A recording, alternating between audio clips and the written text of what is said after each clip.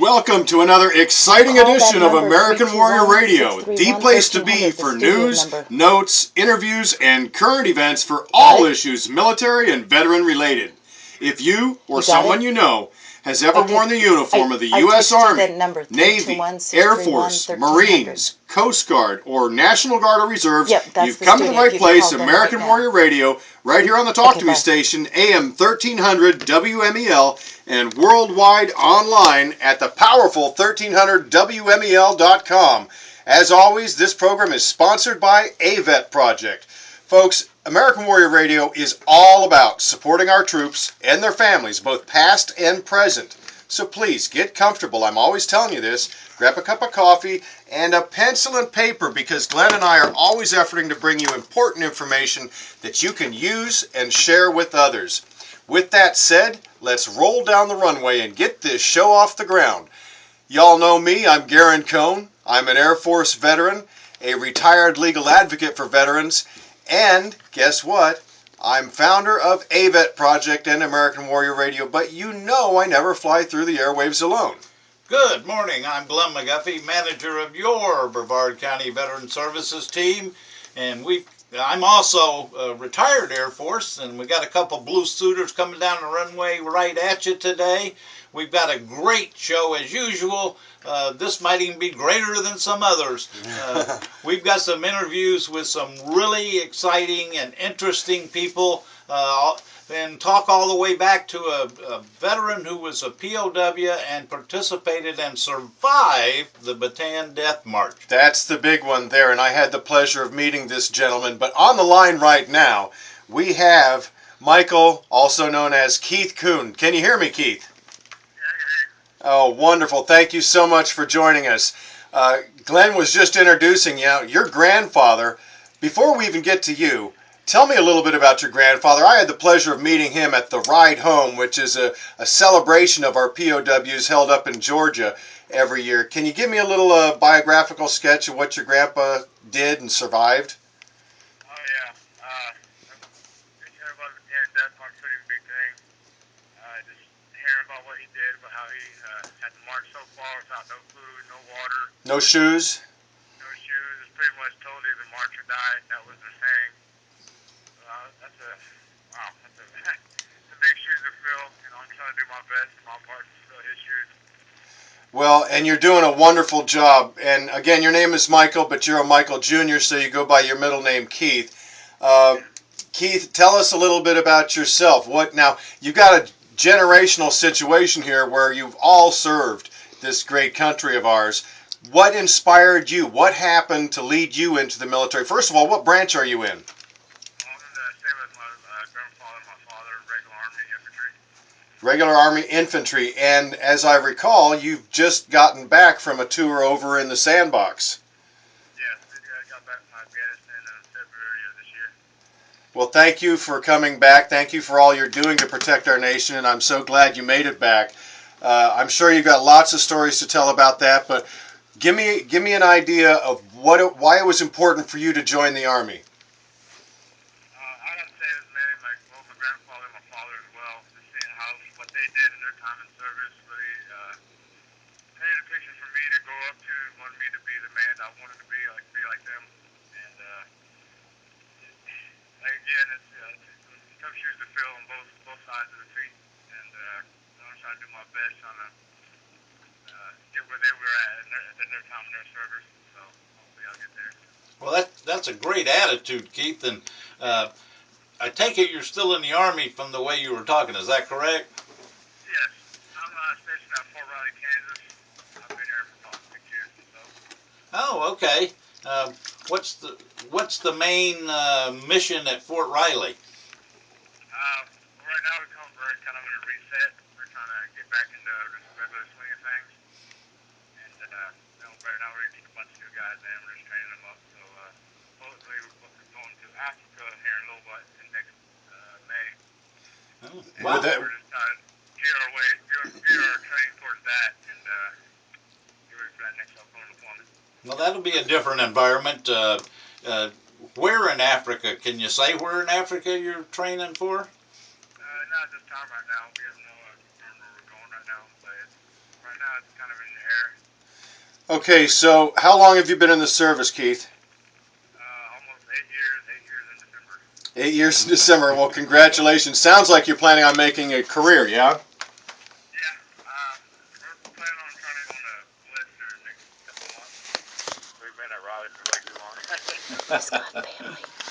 And tell me about your family, Keith. You got a son, a daughter, wife? Yes, I got three kids.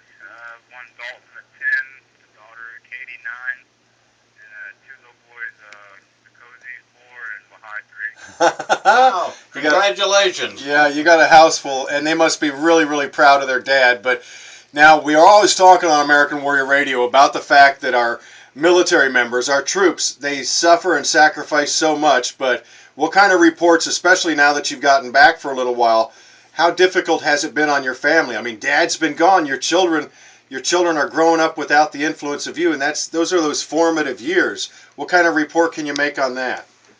Well, it's hard coming back. Before we come back, I was telling them to just take a step back, let Mama handle everything in a sense. It's like our nature to come back, say, okay, we're here now, we're going to take over now. So I just pretty much sit back and let them readjust. And it's like I have to reset, they have to reset too as well. So it's a give and take for both sides, So it's being a little harder on them because I have been there for almost 9 months and coming back it was different. Like they were very kind of standoffish, kind of like they didn't know me kind of. But then as time went on and they could see, it was me, and then they just came right back. So it was okay. Well, that's great. Did the Army, or does the Army, I guess is a better way to phrase it, does the Army provide some training for you folks when you're getting ready to come back about things to look out for and how to be more effective at transitioning back from the war zone to civilian, well, not civilian, but Well, your family life. Family life. Yeah, that's a big program they push for us because it's just good for them as a family. Here they go through a similar program we do before we come back. They go to classes and stuff like that and tell them what to expect and what not to expect, And it's give and take for both ways. But yeah, they give us a lot of different kind of scenarios where we come back and then we have to basically go through it and then we go and spread through it basically. Well, that's great because I don't, that's something that's been initiated, I think, for the first time with this war effort on the part of our country, and I think it's got to be great help to the both the soldier and the family when you come back to have some better idea of the give and take that's going to be required on both sides instead of just jump off the airplane and there's your family and try and deal with everything that way. Would you sort of agree with that statement?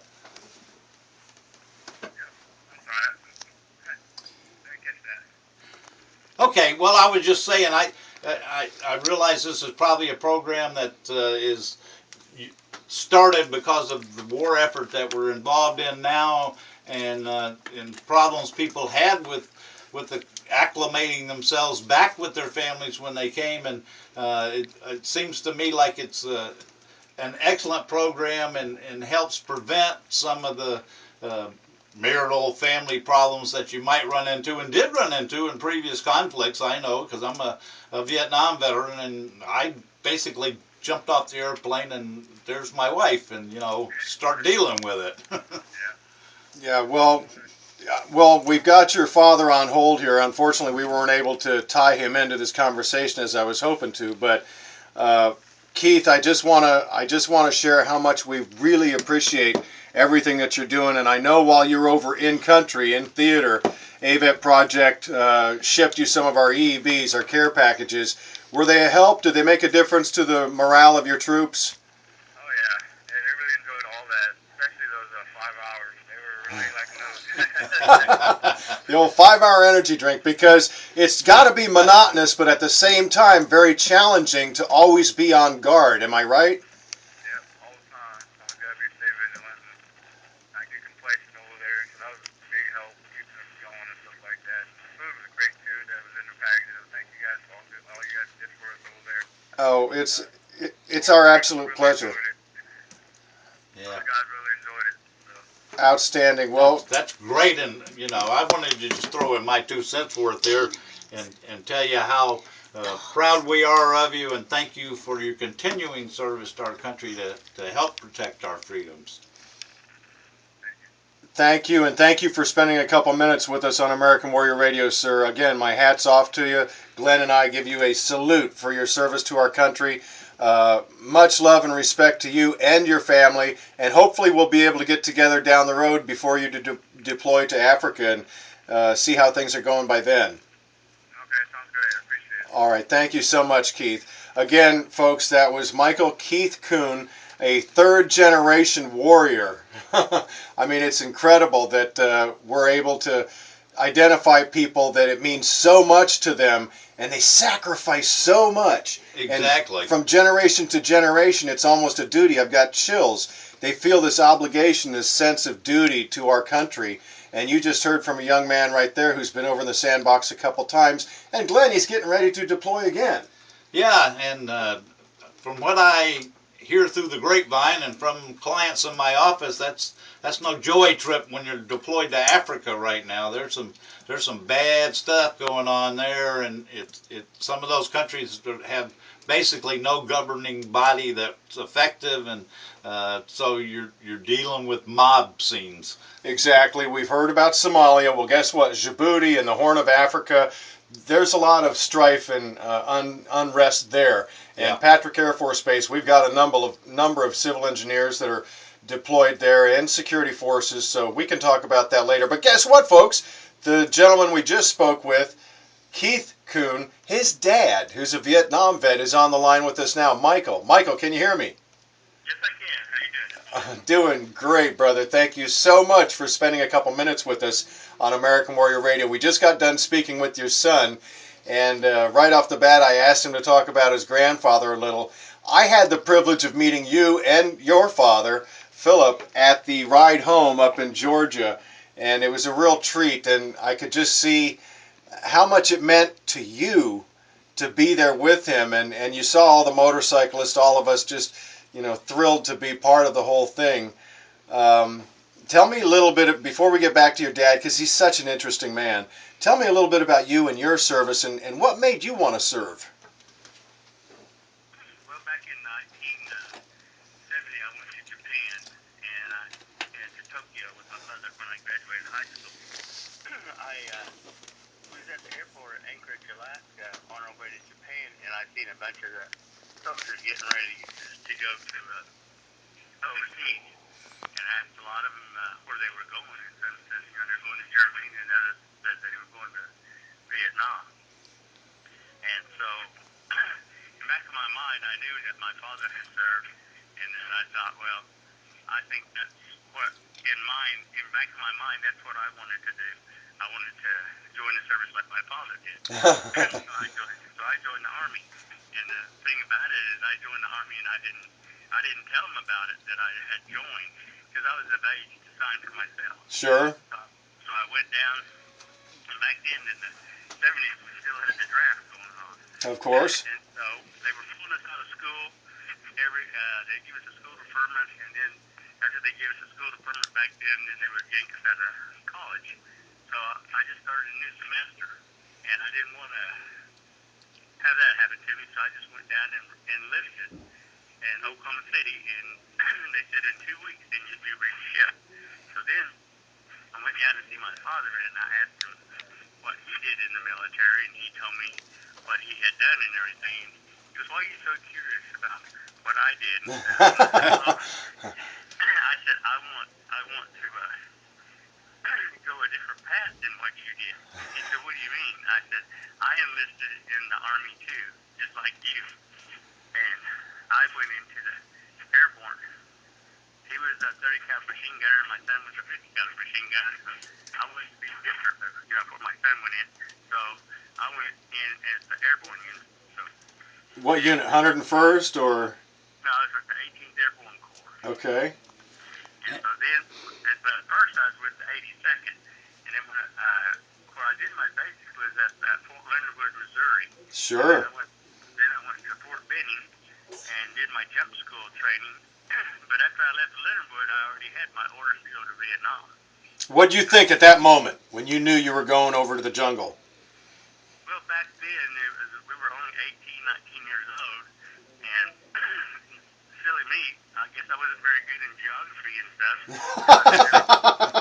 Everybody had orders, and mine had RV and where's the RV? And it said, hey, I mean, it's the Republic of Vietnam. Oh, jeez. Yes, it is. Glenn has a little experience there. So I accepted it, and a lot of the guys, they were calling their parents. There was a bad time back in because, in the news and everything, you were hearing people, there was bodies coming home. Oh, yeah. Funerals and everything, and people kind of disrespected the military back then because they thought it was an unjust war. But being like my father and myself, being veterans, warriors, but in our tribe, with the Muscogee Creek Nation, we were happy to serve our country and our nation. And so it just something that he started that we just decided to continue on in his legacy, to continue on what he started for us. So after I got my orders, then there was a lot of guys that would call home, and then their mothers and their fathers were hanging up on them because they thought they joined, they volunteered, but it wasn't that we volunteered. It was just the draw of the card that you get. Uncle Sam he just draws the number. He don't look at it. Okay, you're going this and that. How many bodies you need, you go. Absolutely, and you talked about coming in Oklahoma City, which were you going to school in one of the Oklahoma universities? Glenn's Okie. Yeah, I was going to the first year that Tulsa Community College had opened. It was called Tulsa Junior College. It was the first year that they opened. Oh, okay. And so I was going to school there. I was wanting to go to Haskell Institute in Lawrence, Kansas, where my father and my mother went. But she was afraid I would disrupt stuff up there. So she decided to tell me, "You better." Oh, you're a funny guy. You're more rambunctious and stuff, so I don't think you should go up there. So I said, okay, I'll stay here then. So then when I went ahead and joined and got my orders and everything, and they sent me home for 30 days to take care of my affairs and everything before I shipped out. Right. So, but a lot of guys, some didn't bother them, but some of them, in the back of their mind, they said, well, why am I going to a country where they don't even like us and you can't trust them, but yet, they want our help.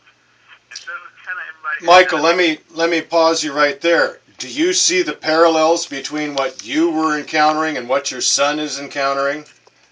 Yes. Yeah. It's like this country refuses to learn our lessons. You said a mouthful right there. Why are we going someplace where they don't like us, we can't trust them, and yet they want our help? Correct. Okay. Continue on. I just told my son that about that, and I said there was two different wars. One was in the jungle, and then one that in the desert stuff. But I said they had the same concept and everything. So when you're in a different country, you need to pay attention to your surroundings and to know what you're dealing with. And I told him that when he had called, and I said that you need to watch.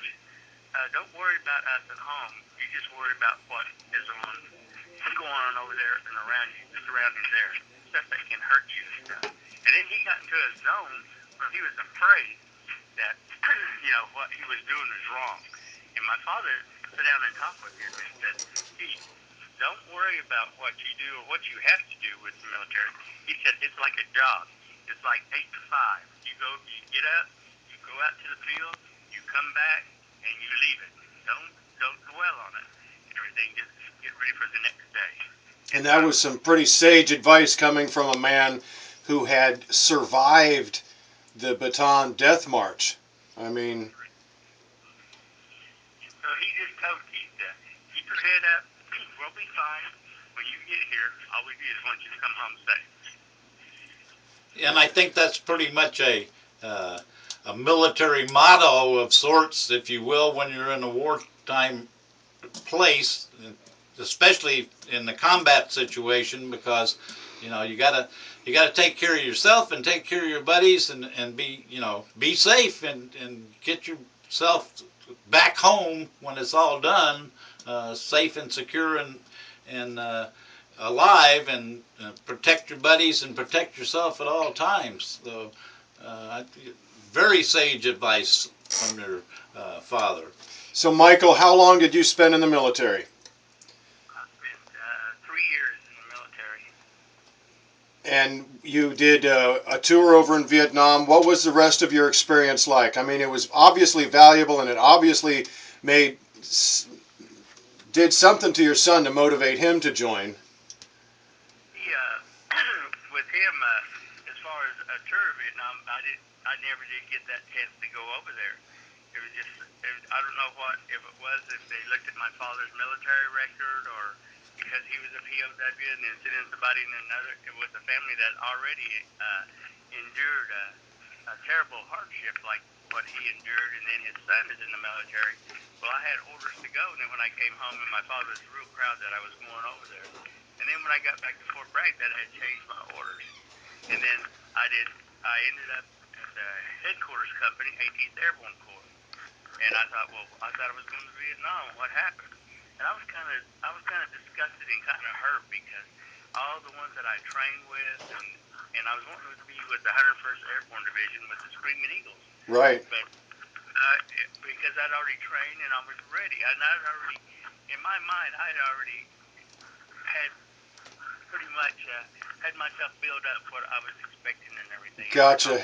Hey, Michael, can you hold on till after the break? I want to finish this up with you. Okay. Awesome. Folks, stick with us. We're interviewing Michael Coons, a warrior, a generational warrior. Stay tuned on American Warrior Radio. Much more to come. We'll be right back after this brief message.